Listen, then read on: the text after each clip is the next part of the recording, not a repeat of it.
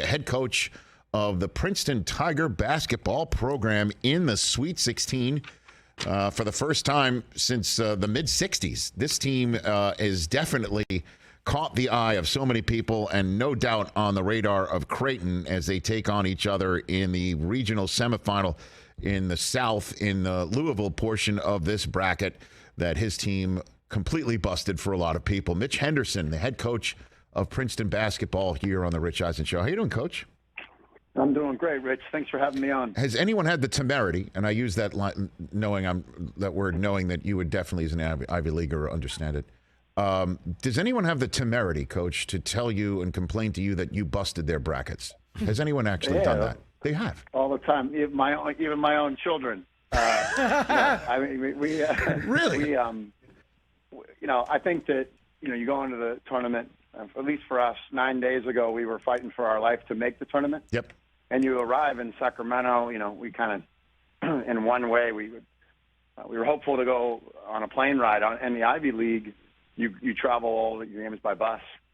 And, so we wanted to get on the road. And then, the difference between us now and us a week ago is now we have a team that has almost completely changed. And they believe they can beat anybody. And you can say that. I mean, I probably would have too. But if you watch, I think that seeds, the seeds are what they are. But if you watch the way the games are played, if you watched our games, you can see there's a very physical brand of basketball that we play. We out-rebounded both of those teams.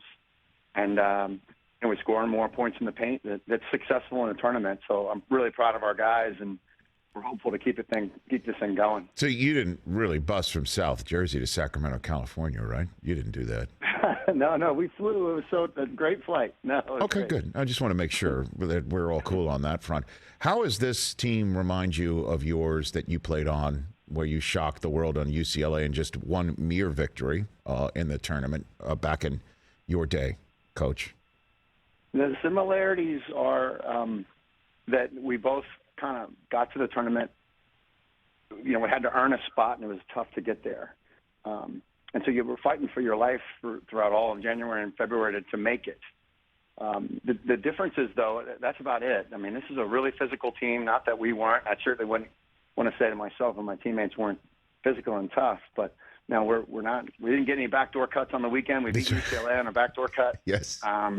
We out-rebounded. As I mentioned, we've got a really physical team, and that's been by design, Rich. I mean, I really sort of aimed when I got here, I wanted to, there's a lot of honoring of Coach Carrill and the way we play, but spacing, physical play, playing smart and together, but tough-nosed defense is what got us where we are. And so I would say that, we're built differently with personnel, and I think that's a good thing.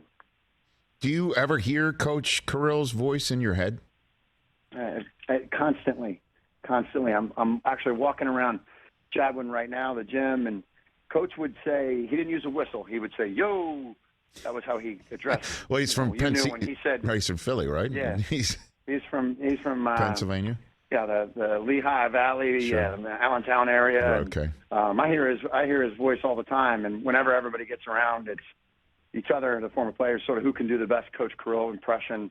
And he was equal parts cutting and he has a great sense of humor. He could be really tough on you. We were out in Sacramento where Coach spent his the years after he left us. He was with Jeff Petrie in Sacramento when they had those really good Sacramento teams in the 2000s.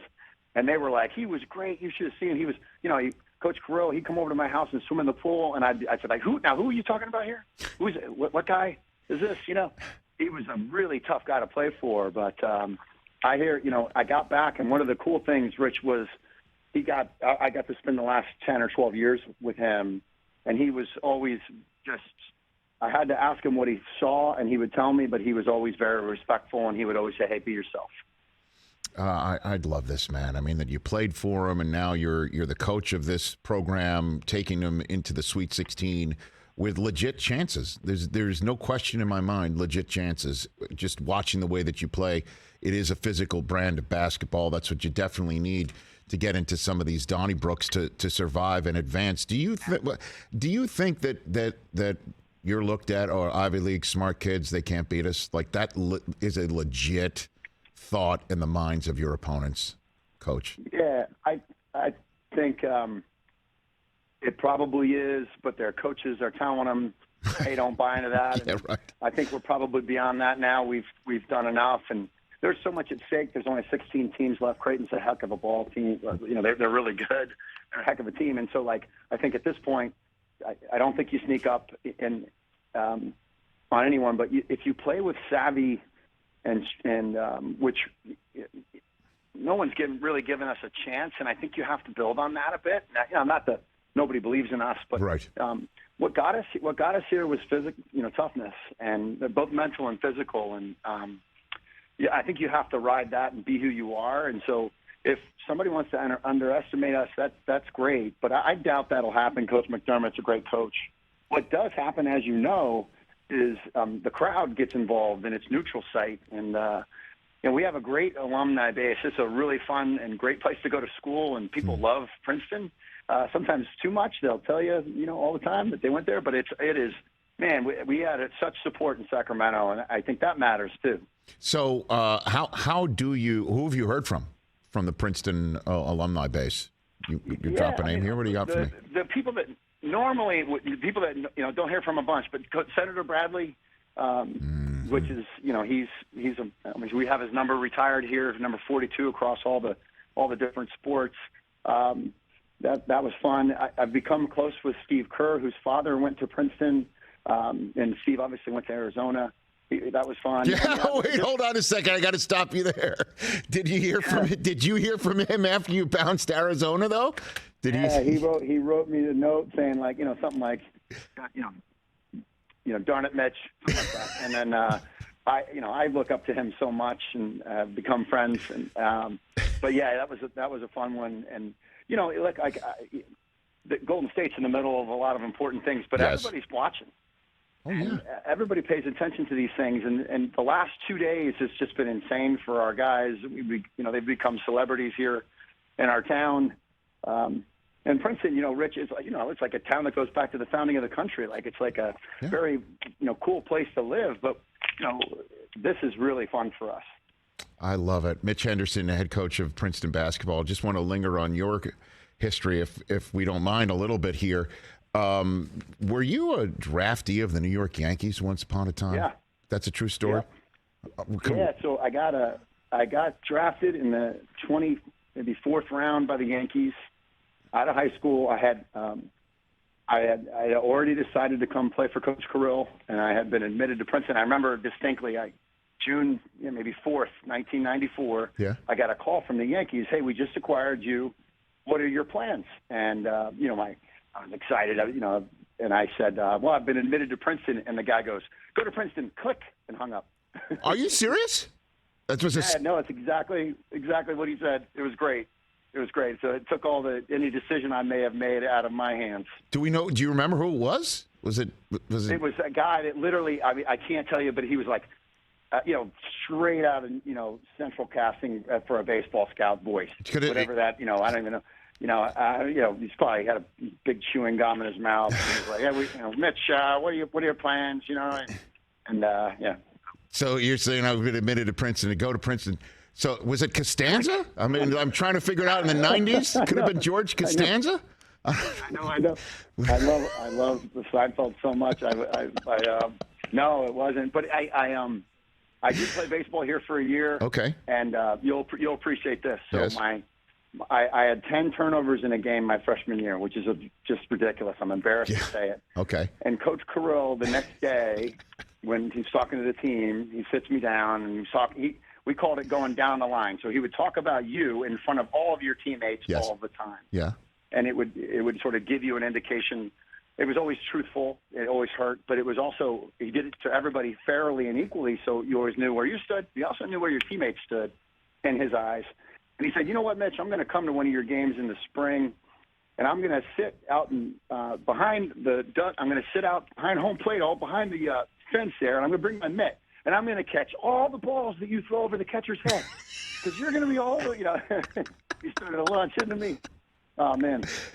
But he was funny and ruthless. Well, I mean, if that scout had not done you that favor, you could have been teammates with Jeter and played for Torrey. I mean, those are some serious years if you'd gone through the system. I definitely found my place here. Of course. What's never lost on me is, sometimes you get to be the great beneficiary of a coach. And, my parents entrusted me with him and this place, and it changed my life. And he was really hard to play for, but I'm trying to do this to my own version of the same thing here, which is, get these guys to be the best versions of themselves. And, it's in the middle of February, we were fighting. Like I told you, we had a tough loss at Dartmouth. I mean, we were hurting. And it's really fun when something like this comes together. Man, it just feels like, I don't mean to in any way, shape, or form peg it, but it just feels like Hoosiers, and I understand you got more than just four on the floor, and I understand you're doing more than just a picket fence, but I mean, you're going against Creighton, and then to survive and advance here, you could have Alabama on the other side, and I'm wondering, do you think about that now? I mean, I'm sure you got assistants cutting tape just in case here, but this is real, man. Like, that's Princeton versus Alabama. My goodness, I mean, that would be something for the ages, Coach. To be very honest, we in the Ivy League we play back to backs. That's how we play. We don't miss class. We go to school. We play on Fridays and Saturdays. So you're always preparing for two games on a weekend. And if we were fortunate to win on Friday, we do play Sunday. We'd be ready for the two teams on the other end. But I think winning one game at a time, being yourself, and what we are right now, I have full confidence we can be successful. We are playing our best, and I think our best is pretty darn good. And you've seen enough games. Yes. I like us. I like us because I think it's the things that I've seen over the years in the tournament that make you successful. Oh, absolutely. No turnovers, empty trips end on the spot. You don't give an extra shot. You're not giving up the offensive rebounds. I mean, and then when bad shots. Right. And then when the other team starts to miss and you clean up their mess right away and then convert it to points, the pressure builds. You see it on the other side, and you feel it in the arena, and you do have that sort of benefit that other teams begin to sweat. You can make them sweat, and I'm loving watching it. I appreciate that, and what you might enjoy, and I'm sure. I know my time with you is limited. So no, I go wanted for to it. tell you this too. One of the things that also factors in that most people wouldn't know, but and look, I know that Creighton's really good, and we could lose too. But sure. If you think of what gets you to a certain place, we don't have transfers. We're not dealing in the portal. We have a different model, and what makes us unique is the fact that the guys are all pretty. They're really close. Of course, most good teams are, but they celebrate the things that they're learning from one another. So we have a guy that speaks Chinese. One guy that can tell you any flag in the world, if he sees it, he can tell you what country it is. Our best players from Newcastle, England, and our guys have learned a lot from him. He used to be in the Newcastle Football Club when he was young. He got started with basketball late.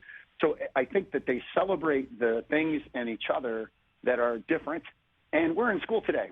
Guys are in class. We leave tomorrow. We have senior thesis they have to write.